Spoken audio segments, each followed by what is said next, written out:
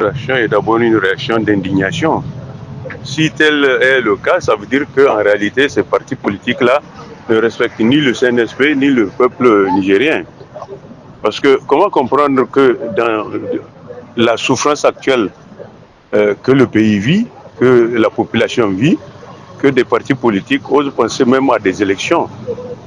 Surtout qu'on sait qu'en 2021, les élections en réalité n'ont pas eu lieu, elles ont été bâclées, elles ont été mal organisées.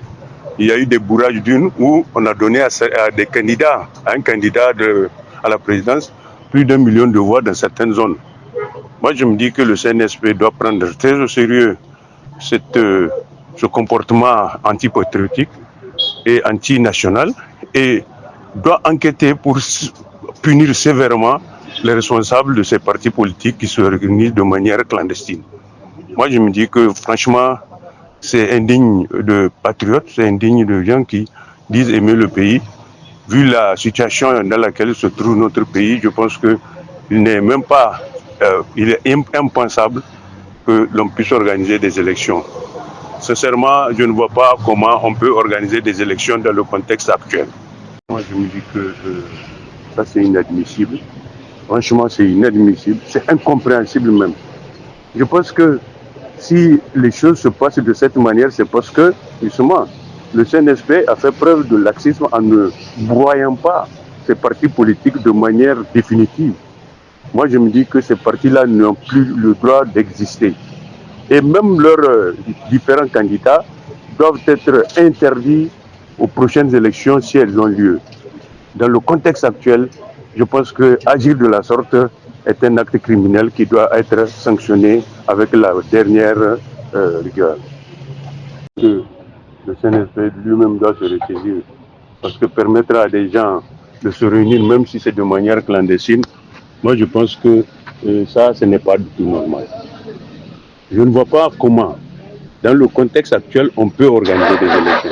Les deux éléments qui sont à la base du coup d'État, c'était la malgouvernance de ces mêmes partis-là qui ont amené le pays dans le gouffre et aussi l'insécurité, surtout le terrorisme qui n'a pas reculé.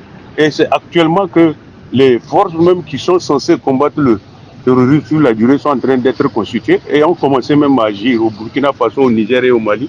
Dans ce moment que des partis. Ça veut dire que ces partis-là, en réalité, veulent saboter l'action du CNSP.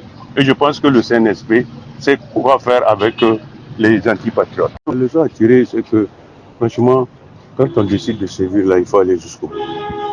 Il ne faut pas faire les choses à moitié. C'est justement parce qu'on a laissé le temps à ces gens-là de souffler. Ils tentent de se réorganiser pour faire beaucoup plus de mal au CNSP et au peuple nigérien. C'est pourquoi, dès au départ, moi, je vous ai dit qu'il fallait appliquer la méthode de Deng Xiaoping, qu'il soit noir ou blanc. Si le chat peut attraper la souris, c'est un bon chat. Mais qu'il soit noir ou blanc, le chat doit d'ailleurs attraper la souris. Moi, je me dis qu'il faut une purge impitoyable pour que demain, ces gens-là ne répètent pas ce qu'ils ont eu à faire comme mal à ce pays-là.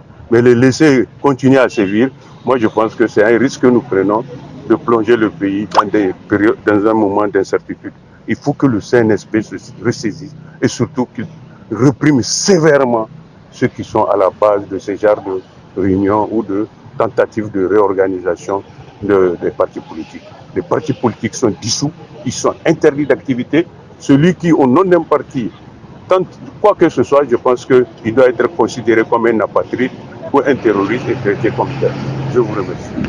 À tirer dans ce contexte, c'est que le CNSP n'est pas allé jusqu'au bout de la logique. La logique aurait voulu que non seulement que ces partis-là soient sanctionnés, que des enquêtes minutieuses soient menées pour déterminer qui est à la base de la gabégie dans tel ou tel secteur, et que ces chefs de partis politiques et leurs acolytes là répondent de leurs actes devant la justice. Je pense que c'est parce que pour le moment, ils ne sont pas inquiétés que, éventuellement, ces gens-là pensent pouvoir se réunir et pouvoir donc saboter la démarche du CNSP et, par conséquent, la transition. Je pense qu'il y a une leçon à tirer, c'est que quand on décide de sévir, il faut aller jusqu'au bout. Quand on sévit à moitié, qu'est-ce qui se passe? C'est que l'adversaire ou l'ennemi facilement peut ressusciter et donc faire beaucoup plus de mal que dans le passé.